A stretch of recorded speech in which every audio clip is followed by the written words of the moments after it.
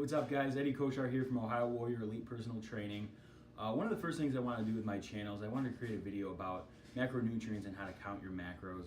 One of the things I realized when I got my fitness nutrition specialization certification is that I realized there's a lot of articles floating around about macros and how to count them and stuff like that, and different apps and stuff that aren't necessarily completely accurate.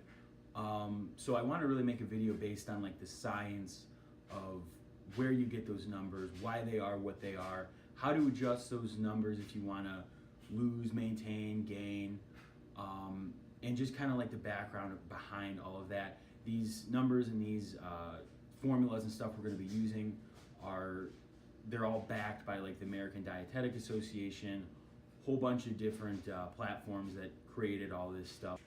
So I plan on keeping this in one video. I might extend it into different series. I do typically give a lecture. It's like a two-hour lecture about this sort of stuff. I'm going to really try and just abbreviate it and give you the main points. But you're definitely going to be able, at the end of this video, you're going to be able to know how much of each macro you need, how to calculate it, the quality of all the food sources of how to know what to eat. So just it's not as simple as if it fits your macros. Everybody's heard that. It's not that simple. There's a little bit more to it. So you're gonna know a whole bunch after this video. So let's get started. So one of the first things I want to go over with macros is why count them? Why not just do calories in, calories out? Why not do all these different diets? Macros provide you the ability to alter your actual body composition. So if you do simply calories in, calories out, you could eat, if your daily caloric intake was 2,000 calories, you could eat 2,000 calories in Oreos, and if your total daily energy expenditure was 2,500 and you're eating less than that, you're gonna lose, but you're not guaranteed to only lose fat. So macros and counting macros allow you the ability to actually alter your body composition. They're great for bodybuilders who want to really lean down but keep all their muscle, that they've worked so hard on. The other nice thing is that if you're in a cutting phase, a lot of times the big worry is, I'm gonna lose all this muscle, blah, blah, blah. Well, you can really not worry about that. There might be a small percentage you would lose, just because you're gonna be in some sort of a calorie deficit, but because you can alter and move around your amounts of carbs and proteins and fats and move them to other nutrients, you can really preserve everything you've worked on. So next thing I want to go over is basically what are macros, what are micros. Macros are broken down into proteins, carbs, and fats. Now you can count alcohol as like a macronutrient, but we don't really go into that. But it does have a certain calorie per gram. It does, when you have it as like a food or like a drink, it consists of calories, and that's kind of what you differentiate macros and micros to. So all macros have calories in them. Micros, they contain no calories. They're your vitamins, your minerals, sodium, potassium, magnesium, all that good stuff that does not contain calories. There's no caloric content in any of them. But the ones we're gonna hit on for macros is gonna be proteins, carbs, and fats. So one of the next things I want to go over is your food qualities and how to choose what types of macros you should be eating. Now going back to the if it fits your macros diet, that statement in itself assumes that all food qualities are created equal, which is definitely not the case. And what I'm going to go into now is how to choose your different types of macros, what to eat, how to know what's the best quality, what's maybe it's okay, and then what's bad, what you should not be eating. So one of the first things, I broke this down into proteins, carbs, fats. With proteins, you're gonna use the protein digestibility corrected amino acid score, okay? So you can find this on most foods, just Google it, and you'll be able to find it on most foods. And what it does, it rates it from 0 to 1, okay? So if you have a food that is, typically it's like 0.3, let's say. Now don't quote me on these numbers, I'm not totally sure of them. But let's say you're looking up pea protein. There's a pea protein you want to get, and it's PDCAAS is 0.35, okay? So you're looking at that and you're like, oh, okay, I don't know if that's better or worse than any of these other proteins. So then you look at a whey protein and it's 0.8, right? So the higher the number, the better quality it is. So you're gonna really shoot for above 0.6 or so is gonna be your goal. And so that way you can know if you have something you're trying to decide what protein sources you should get, you can just type that in, look it up. Obviously if it was 0.9 or 1, that's your best quality. And the way that really rates it is they rate it's kind of a lot to explain, but basically they're rating the quality of the amino acids that the food consists of. So the amino acids are, branched chain amino acids. They make up proteins. They're the quality of them, how well your body absorbs them, breaks them down, how much it really likes to take those in. So if they're not that high quality, your body's not going to like them. You're not going to get the results you want. So the next thing is we're going to go over carbs, how to choose them. Typically, I use a glycemic index for my clients. And with the glycemic index, what it's rating versus the proteins, it's rating how quick that carbohydrate turns to a sugar and how quick that gets broken down by your body. So the slower that it gets broken down, the better, because chances of it turning to fat are lower. So if you eat a cookie, right, it's going right from a carbohydrate right to a sugar, and if your body doesn't need it right now, it's getting turned into fat. Whereas if you eat a piece of wheat bread, it's staying a carb, it's slowly turning into a fat, slowly turning into a sugar, and then your body is slowly using it. So your body has more time to use it before it turns into a fat, which is obviously detrimental, which is not what you want. So with the glycemic index, so you have less than 55 is low, so that's actually, it's not low quality, that's like the glycemic index is low, it's a low number. You want lower numbers, so the lower the better. So less than 55 would be a great quality source to have for your carbs. 56 to 69 is okay, and greater than 70 is you want to avoid those foods because they're turning to sugars like now, and you got to use those now. Now, if you're in the middle of like a competition or something like that, you have a really strenuous workout, you can get away with eating those foods because your body needs them. Your glycogen stores are depleted. It wants to replenish them. You're going to use those. That's okay. But if you have an off day, you really want to avoid, anything that's above 70 because it turns too quick that you can't use it. So the next one is fats. Pretty much with fats, we'll go over how to, like, the general amount of your caloric intake that you want to eat that the fats take up. But pretty much with fats, you want to eat mostly your unsaturated or your saturated fats because those are real fats that are in nature, right? So your body likes things that are obviously natural. And I know we all hear a lot of things about saturated fats and don't eat red meat because it has a lot of saturated fats. But if you're gonna compare saturated and trans, there's no comparison. Trans is completely a fake fat. You wanna avoid it at all costs. There's not even a percentage you could argue that it would be acceptable. Just avoid trans fats at all costs. Saturated, you can have, it's just less than 10% of your daily caloric intake, right? So if that's okay, if you have less than 10% or 10% of saturated and the rest, unsaturated and stuff like that, that's cool. Just avoid trans fats at all costs. So the next thing I want to hit on is how much of each macro you're going to need per day. So the biggest thing you're going to find is that with your proteins, you're looking at that and you're going 0.8 to 1 grams per kilogram, which as we know, as you may not know, the conversion is to get a kilogram to a pound, you would do times 2.2. So obviously your kilos are going to be lower, right? So you have a 220 pound male, he is 100 kilos. So we've all heard the thing, a pound or a gram of protein per pound of body weight, right? Whereas when you look at this, you're saying that's nothing virtually in comparison. So this guy, if that 220 pound male, the most he's eating of protein, the highest end he's eating is going to be 100 grams of protein, right? Whereas if he was eating by the typical, 1 gram per pound, he's eating 220 grams of protein, which is just absolutely excessive. I mean, there's more and more literature to support that is completely outrageous. It's not what your body needs. It's not what it wants. It's just completely unrealistic. So these numbers, like I said, are backed by all sorts of different organizations. You can look them up, but they're I know it's kind of a hard pill to swallow because we've all heard that whole, 1 gram per pound of body weight, but it's just not the case. It's just excessive. You're going to spend all your money, all your calories on protein that you don't need, whereas you could spend it on good carbs, and you could really get a lot of good energy from that. So like I said, 0.8 to 1. Now there is an exception.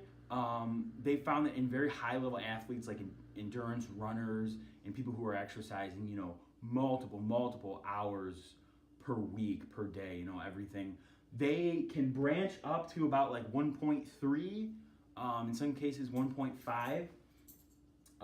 But you're not getting more than that. And unless you're like an endurance athlete or somebody who's exercising outside in the heat, multiple hours a day, really 1 is going to be the highest you need.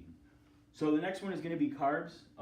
You want 45 to 65% of your daily caloric intake from carbs. Okay, so there's a lot of variability with that, and we'll go over how to move around macros to suit your needs. But so that's really the number you want to hit.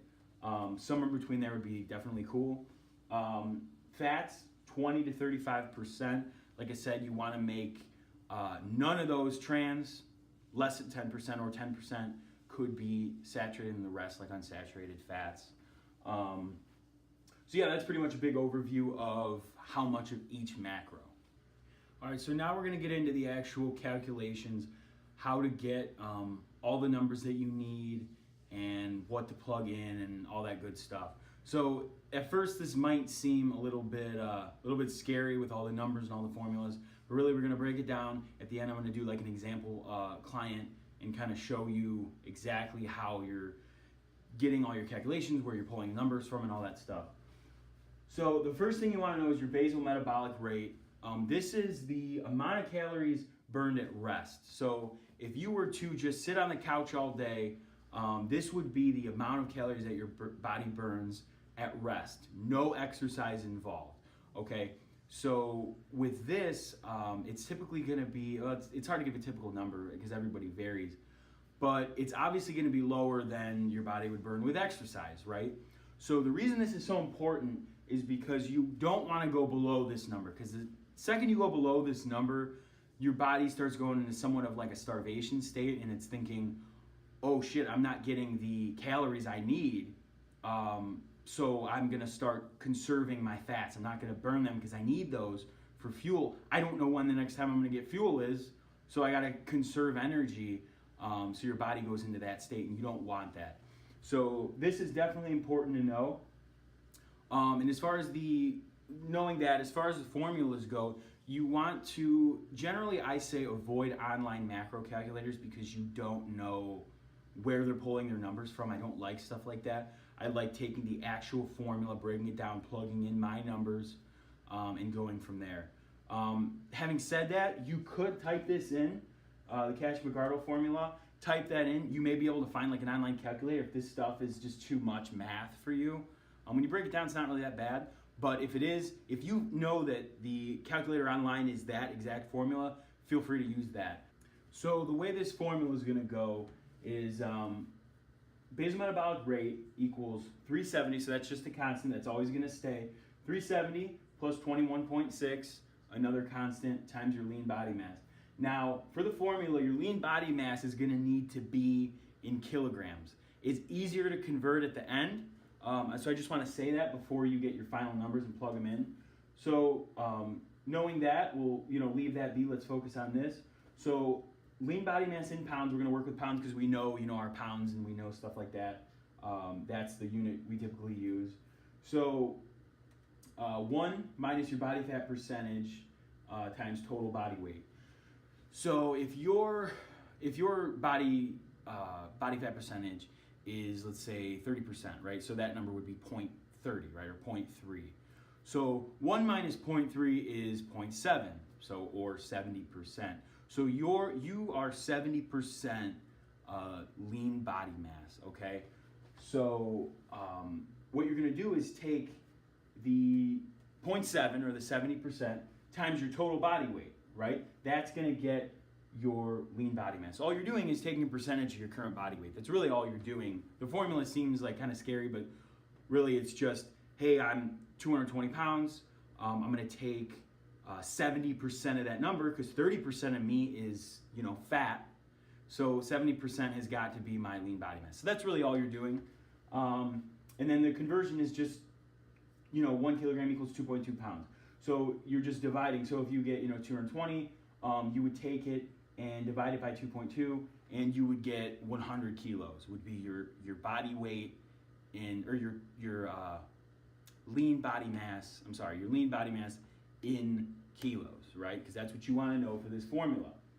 So now that we've gone over basal metabolic rate and we have kind of a general understanding what that is, now we're going to talk about total daily energy expenditure. So this is the other side of like the calorie usage and stuff like that. So you have basal metabolic rate, which is what your body burns at rest, no exercise.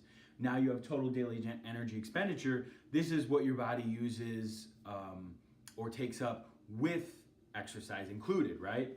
So all you're doing is taking whatever your basal metabolic rate was in calories. So let's say your basal metabolic rate was 2,000 calories per day. You're literally just looking at how much exercise you're performing a week, and you're multiplying it by these numbers. So obviously 1.3 hours per week of exercise would multiply by 1.2, 4 to 6 would be times 1.35, and greater than 6 hours per week would be times 1.5. So that would mean that if you took, if your basal metabolic rate was 2,000, your total daily energy expenditure, if you worked out 6+ hours per week, would be 3,000 calories per day would be your total daily energy expenditure. Okay, so that's kind of going over what that is. So just going back, because this is an important concept, basal metabolic rate, what your body burns at rest, no exercise.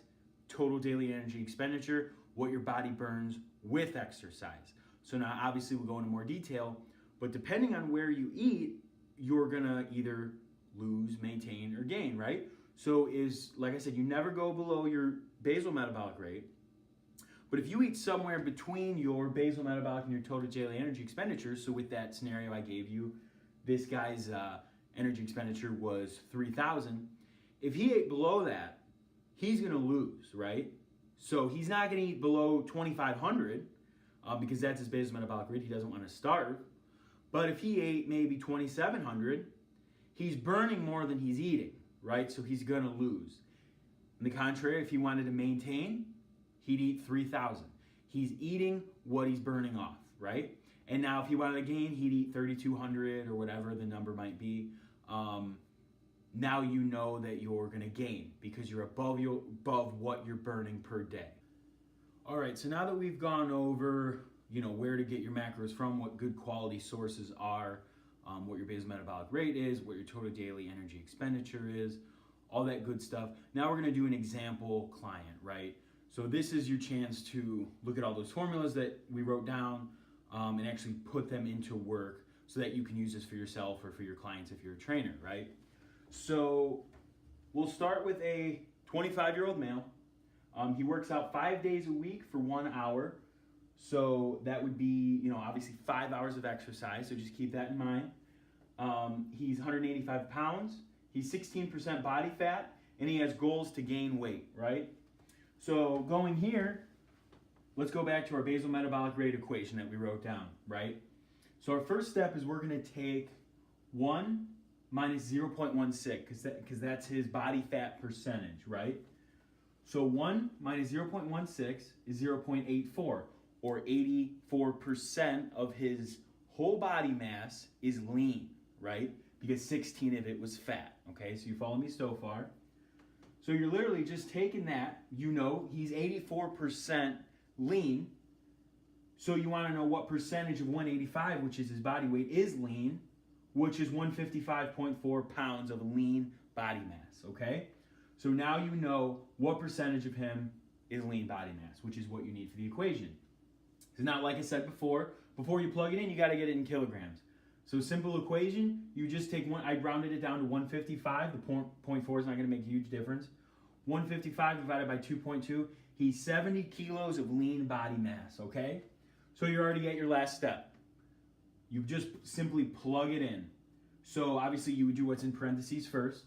21.6 times 70 plus 370, right? that gets you 1,882 calories, okay, per day. That would be his basal metabolic rate. So going back, that's what he's burning doing nothing. That's just his basic metabolic activity, everything that's going on in his body, eating, chewing, breathing, swallowing, breaking down foods, everything that's metabolic in his body that does not include exercise is utilizing 1,882 calories. Now, so he said he works out 5 days a week for 1 hour. So that's 5 hours of exercise a week. So if you remember our breakdowns, it was like 1.2, 1.35, 1.5.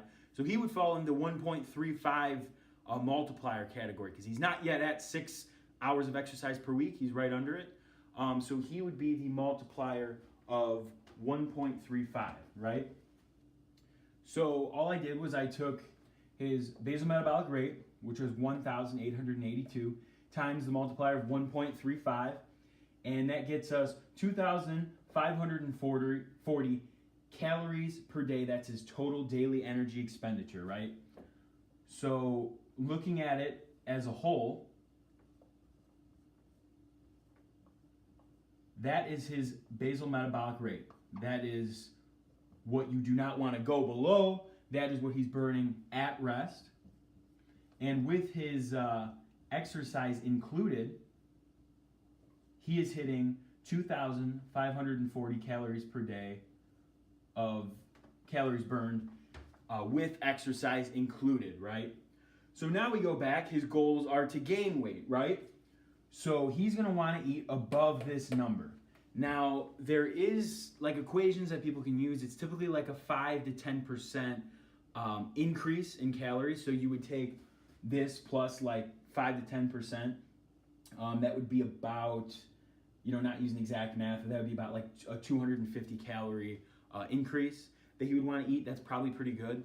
But typically, I don't like to give people exact numbers. I like to have them eat within whatever their foods are. So if I tell them, okay, this is your total daily energy expenditure you want to gain, go ahead and eat 2,800, and they're having trouble hitting that number. Well, I'm cool with 2,700 as long as they hit their goals, So it's not as set in stone with the deficits or like the increases. So the same thing would go if he wanted to lose weight, right? So if he wanted to lose, he'd eat somewhere in between these two numbers. So let's say he ate 2,300, right? He's still going to lose. It's just at a different rate. So I like people to just do whatever works for them. And I typically have you go like by a week. So check your weight, check your body fat percentage, go a week, and then check it again. See, did you lose a pound? Did you lose, more than a pound, less than a pound? How's your body fat? Did it lose the way you wanted to? Did it gain? Are you eating the right foods? So I like to do like a weekly progress so that you can know exactly what your progress is and how fast or slow you're losing or gaining, right? That said, too, going back to the basal metabolic rate, this is an important point to hit on for women, right? Because women typically, for some reason, somewhere along the line, they got this whole 1,200 calories per day is what I should be eating, right? That's what everybody thinks, right?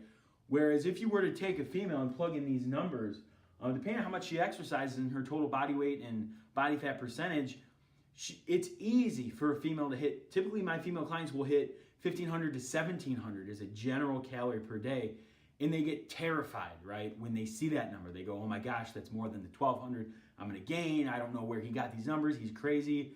All my female clients, what I tell them to do, I tell them to go home, find a shirt that fits them, or find like a pair of pants that fits them the way that it's too tight, right?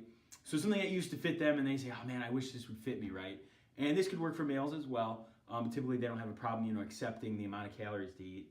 But go home, get shirt or pants that are tight on you, that don't necessarily fit you the way you want them to, and then try them on, set them aside, don't wash them, don't do anything with them, set them aside, and then in a week, come back, try those on, right? So what you're doing is now you're not looking at numbers, you're not looking at anything else like that. You're literally looking at just, this shirt didn't fit me a week ago, now maybe it's a little looser, right? You're just using, tactile forms of saying, wow, that actually did work, or it didn't work.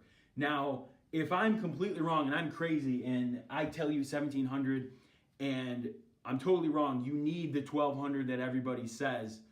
You're not going to put on 20 pounds in a week, right? So you're really not losing a lot by just believing in me, trusting me, trying these numbers.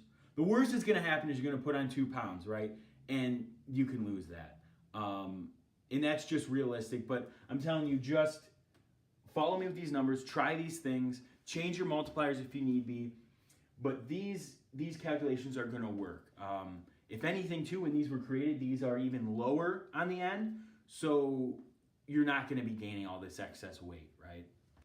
So one of the last things I want to go over is how to move the calories from each macronutrient to other macronutrients to still fit your daily total caloric needs, but you can have different amounts of each macronutrient, right? So going into that, in proteins, there's 4 calories per gram. Carbs is the exact same, 4 calories per gram. Fats is 9. So knowing that, you can, using those as multipliers, you can move around the amount of grams you're eating to other macronutrients to still get the same overall calories. So I'll give an example here. Proteins, carbs, fats, those are abbreviations. You have a guy, he ate 100 grams of protein, so you multiply that by 4, that's 400 calories, okay? So pretty simple equation. He ate 250 of carbs, times 4 again, that's 1,000 calories that consists of. In the fats, it's a bit different here. Still the same idea. 70 grams of fat times 9, total of 630 calories from that. All of those added together, so his total intake for the day is 2,030 calories, okay? So now let's say, same guy, he is planning his meals for the day, and he, eats something that's maybe has a little bit more carbs in it, right? So you see the protein was the same, fats the same. He ate a little bit more carbs. He ate 50 grams of carbs more, put him over, right? Now, 200 calories, you don't want to be that much over. Let's say you're on a real strict cutting plan. You want to stick to as close as you can to the 20-30, right? So now he's going, oh crap, how do I want to eat those carbs. Where can I pull from to still equal the same amount of calories, right? So what you can do is that proteins and carbs are the same. They're literally the same, so you can move them any way you want. So he ate 50 grams over in his carbs. He could pull 50 grams from protein. Now, that's not ideal because you're eating less protein, but if you really got to hit those carbs, you can pull from there. Or the other thing you could do is you could pull from your fats. Now, this gets a little more confusing because it's not equal. It's not like a direct relationship. So what you have to do is you take... So you're 200 calories over, right? So all you would do is take 200 and you divide that by 9. And that gets you 22.2, or let's say 22 grams that you would have to take from fat, right? So what you could also do is you could use, basically all I'm doing is 4 divided by 9 is 44%. So this is 44% or 2.25 of fats. As far as if you're looking at energy, it's 44% of energy. It contains 44% of the energy that fat does, right? So like I said, going back, you're 200 calories over. You're like, oh man, where can I pull that from? Well, 200 divided by 9 gets you 22. So you would just take 22 grams from your fat, which is still a reasonable amount of fat, okay? That's still totally doable. And you could still eat the 300 and you would still be at 20-30. So that means all you would have to do at the end of the day, so you're going, or at the beginning of the day, you're planning out your meals and you see that you're, 50 grams over. So you would take 200 is your deficit that you're over, or not your deficit, your increase that you're having too much of. 200 divided by 9, 22. So 70 minus 22, that gets you 48 grams. So instead of 70 for that day, you'd eat 48, and you're still going to hit your 20-30 exactly on the nose, right? The other way you could do that is you say, I'm 50 grams over here. You would literally just take 44% of that, or divided by 2.25. So I'm 50 over times 0.44 is 22. So knowing these constants, you can literally just take, if you're going, okay, I'm 20 over for my protein, I don't need that much, but I'm under for my carbs. I could move that right over, right? I could have 200 more, I could have 20 more grams, move it right to carbs. There'd be no increase or decrease in my total amount of energy, right?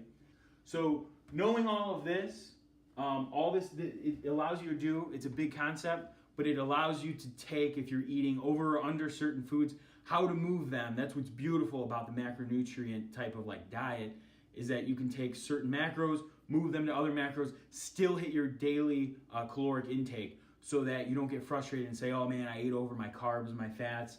What am I gonna do? I'm 200 calories over. How could you subtract that in another way and pull it to another macronutrient to still get your daily caloric intake so you don't go over? So the last thing I wanna hit on before I end this video is I wanna just go over little tips and tricks and tools that I've found to help with making this whole process easier. Because I know it can be tough as, you wanna eat this, but you wanna know exactly how many grams is in this, how many calories you're totaling, and all, you got all these numbers and these formulas. But I promise you, after a couple days of calculations, it's gonna just become second nature. Just keep, going over things and, putting different foods in like your daily amounts and seeing what you're at.